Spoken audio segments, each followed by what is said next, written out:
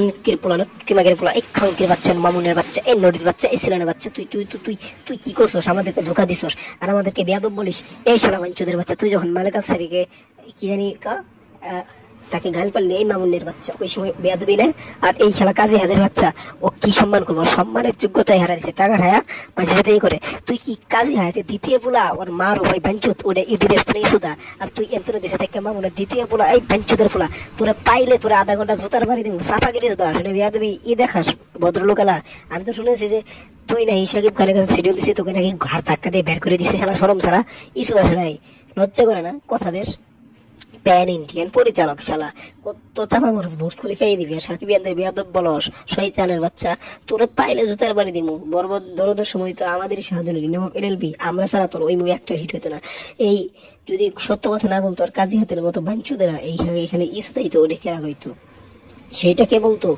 আর ওটা দেখি কোমর আর আমার কিচ্ছু নাই। Thank you.